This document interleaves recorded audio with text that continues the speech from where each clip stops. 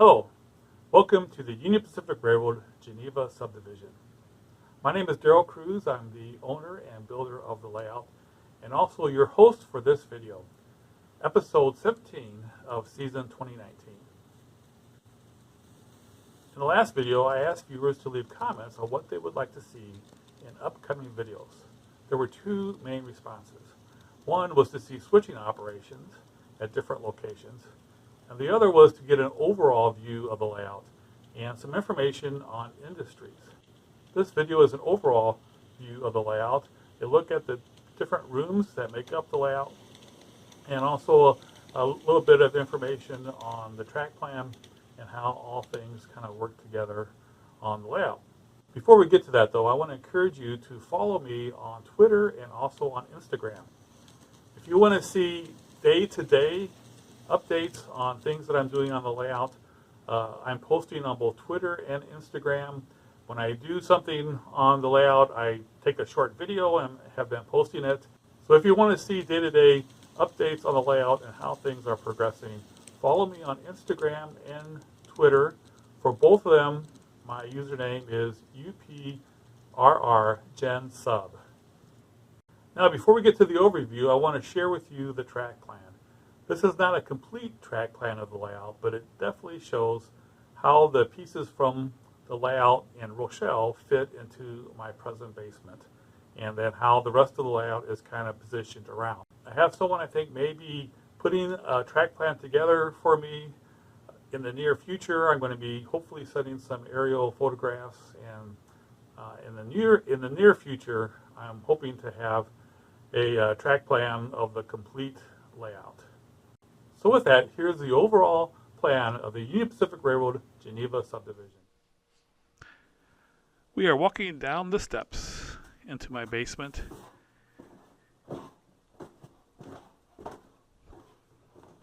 And the first thing you see is Elmhurst.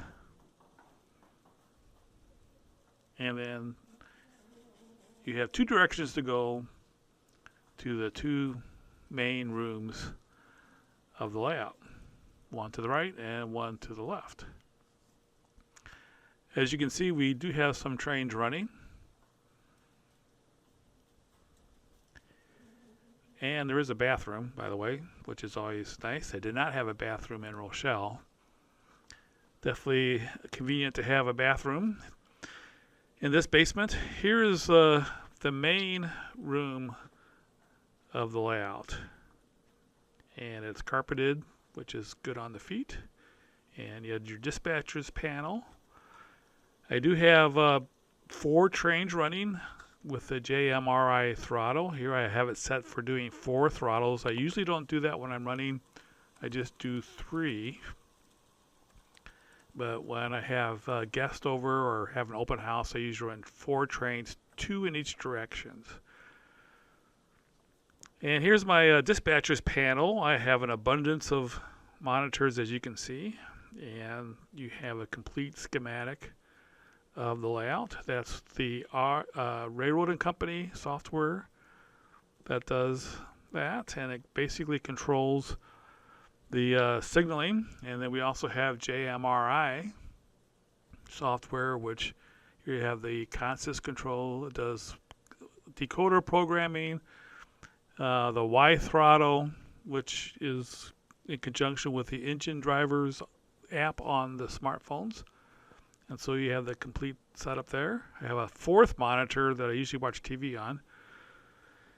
The the Railroad and Company, I have 2 settings. One is for automatic signal generation, which is when I do it when I'm by myself, and then there's also dispatchers setting when we have an operating session with a group. All right, so you had a back room there, which is kind of like a bedroom. And then if we walk the other direction, we have another room. This was unfinished when we moved here, so I had to get this all finished out myself. As you can see, do not have any flooring except for these garage pads, which kind of interlock together, and it's about 1 inch or 1.5 inches of foam definitely a worthwhile investment if you spend a lot of time in the basement. Walking on concrete floors can be very hard on your feet. But here you have the other room. As you can see, this is a narrow room. There you have a good look at the flooring. You can see how narrow that room was, and was forced to do a turnaround, which I usually don't like to do. And then here you have the west staging yard. In the back room on the other side, you have the east staging yard, and of course they connect up together. So here is a overall look at the layout from the east to the west. So here's the east staging yard, and it runs back into the utility room and where the furnace is. Now you may ask yourself, what do you do if there's a derailment back behind there? How do you access it? Well, it's quite simple. Just remove this picture here, and voila, there's access to the staging yard. You can get into it from the other side too. I can actually walk into the other area if I go under the layout. Let's put this back. And then trains that are going from east to west start in the east staging yard. And the first modeled portion from the east is River Forest, Illinois. Here you can see a picture of the prototype station. Not an exact replica, but if I put some green shutters on, it should look good. And then as you can see, it's elevated. The prototype picture there, you can kind of see how it was elevated in Rochelle. So we'll have a retaining wall here and a road going across. And then there will be a underpass here, right there, modeled after the prototype. So that should look pretty good here in here in River Forest. And then that's the Forest Preserve. As you can see, I have a mirror used to make it look a little bit better there. If you're looking at it normally, you can't see that it's a mirror, but if you look straight into it, obviously you can. That's a little blue screen I use for videoing the intro. I usually don't have that up. And here's the other side of the Forest Preserve. As you can see, a mirror here also. But if you look at it normally, you can't see that it's a mirror. And you have then the Des Plaines River. And there you have a prototype picture. As I mentioned in previous videos, the piers are, in fact, this length. I molded those out of plaster, built my own molds using styrene. Here's the back side of the bridge.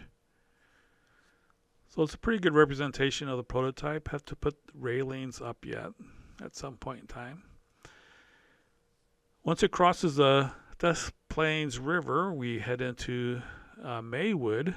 I took these pictures on a very stormy day, but there's a picture of Maywood. Maywood does have a Metra stop, but it's basically just some blacktop and a bin for salt. That's that white thing, so that they can throw salt out on cold winter days. Glad I live in Georgia now. Now this is a structure I built actually after a building in Clinton.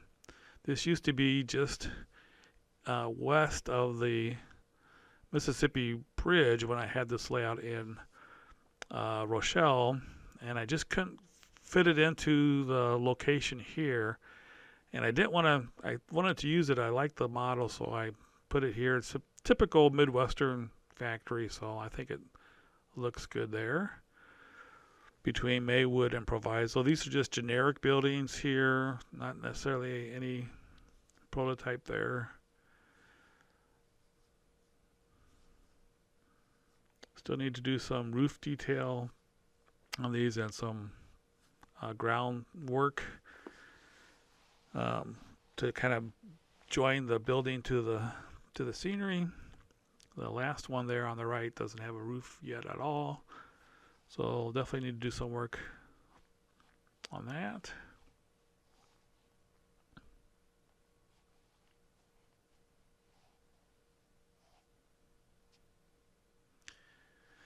So there isn't this particular building between Maywood and Proviso, but it is pretty typical of things you see in the Midwest. All right, so here now we have the Proviso yard.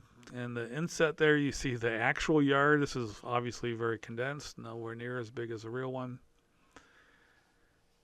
But you can kind of see the trackage there. Moving eastbound, there's two ways to get onto the main, from the yard throat and then also from the arrival departure tracks. So there's two ways to go from the Proviso yard to the main line. And here's a warehouse that was patterned after a warehouse there in Proviso. Now the Proviso yard does have a bunch of warehouses adjacent to it, so that's one of them that I modeled. I also used some pictures from Proviso, cut them out and put them there for the backdrop. And here's another warehouse modeled after one that's adjacent to Proviso. The building between the two warehouses is just a Pike stuff kit. And then next to the warehouse is just a generic DPM kit. There are these trailers on Proviso. So those are train cat kits, etched metal kits. And then here you have the yard tower modeled after the prototype. And then the pedestrian walkway, which is also modeled after the prototype. That is also a train cat kit that was adapted. And then here's the office building that's from the prototype. I scratch built that building as well. And then you have the engine facilities, which was scratch built following the actual engine facilities in Proviso.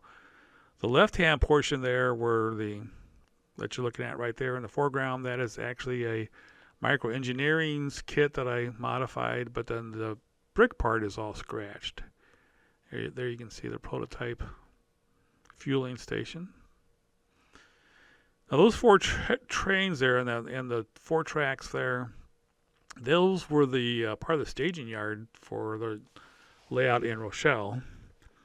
So I didn't want to just pull them up, and so I'm using them as just storage tracks for the excursion trains and Metra. So that's not prototypical, but it's convenient to have a place to put the excursion trains. This overpass is modeled after, I can't remember what road it is that goes across there. I need to add a fencing of some sort on there yet.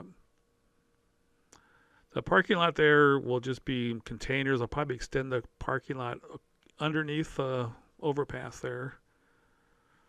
They do have just lots full of old containers near Proviso. And then here, of course, you have Elmhurst. No industries that are switched in Elmhurst. In Proviso, there was, as far as industries, there's the two warehouses that is switched. There's a car shop, which you may have seen next to the engine facilities, that gets switched also. And then the one that was from Clinton, but still included, that's also switched. So here's Wheaton. And in this area, I'm going to have a warehouse. I have two more kits. So it won't be one big warehouse. And then this is where the Wheaton Metro station will be. So I'm going to scratch build this. That's going to be quite a challenge. Be interested to see how that works out.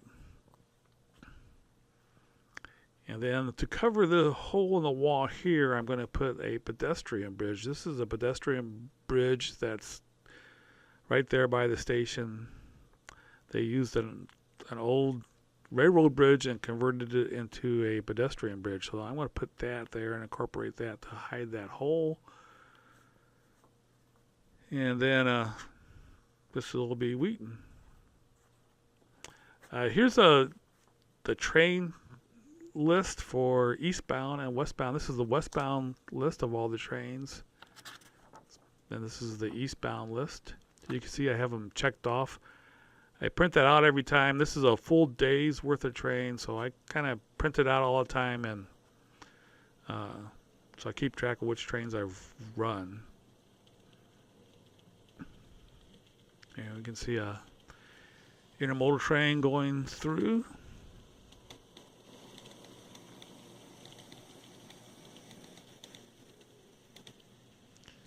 So there'll be a road going across the tracks, and then where the trees are, there's actually a park there. So I'll incorporate that with some parking lots for the metro station. And on the other side, we have the Rock River, and we have trees hiding the hole in the wall on this side.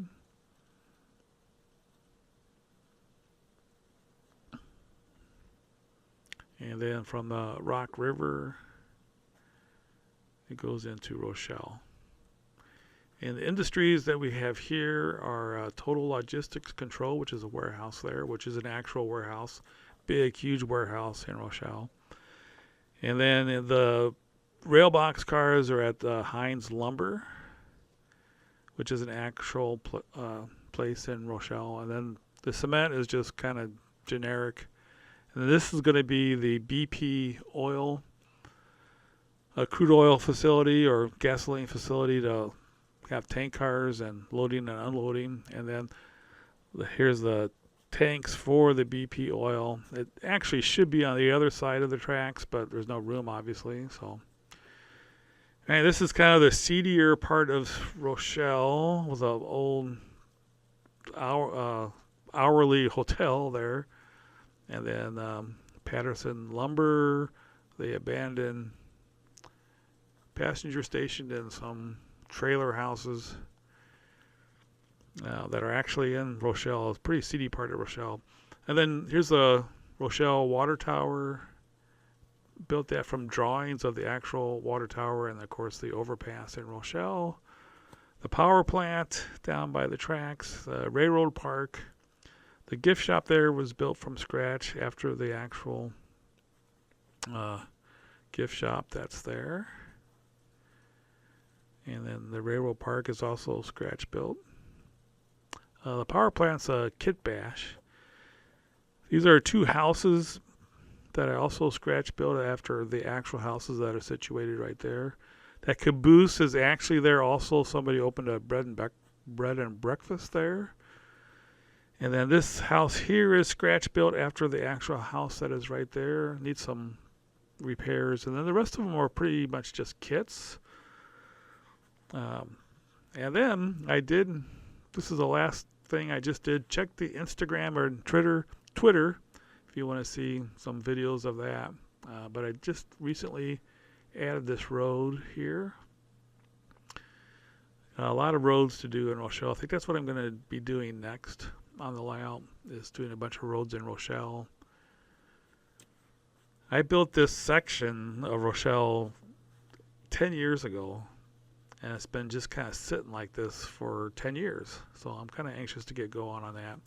That's the BNSF interchange yard, and it actually is low like that, and a steep grade back to the main line. That was the Del Monte warehouse there also that gets switched.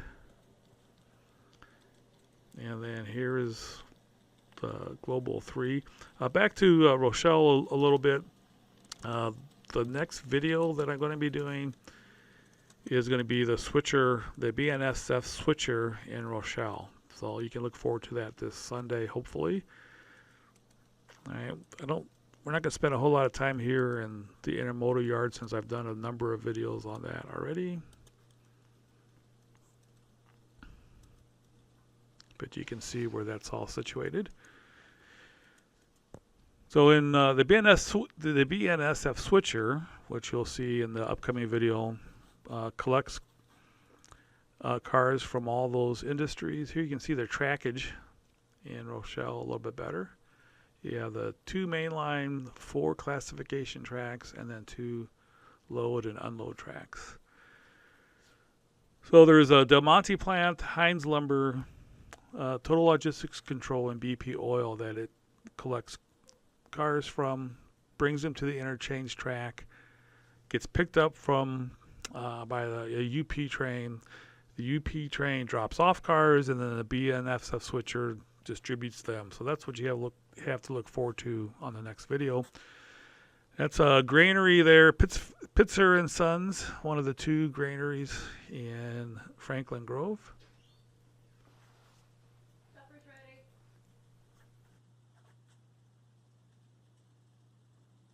And then from Franklin Grove, you have a farm. You have to have a farm. This is Northern Illinois farm country. Lots of farms. So we'll have to, that would be a farm there. And then, of course, we have the crossing into from Illinois into Iowa across the Mississippi River and the rotating bridge.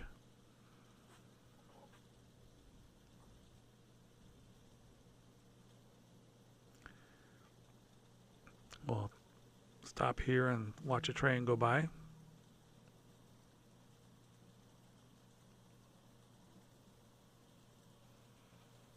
If you want to see how all these things were built, by the way, I definitely recommend that you check out my blog. There's page after page after page, picture after picture after picture of the progression of building the layout. And it's genevasub.blogstop.com. I think that's right. All right, here's a picture of the actual bridge. And then the bridge here. I need to fix that fence. It got demolished when we moved. There's a fence there that's supposed to keep the ships in line as they go through. And then this will be Clinton.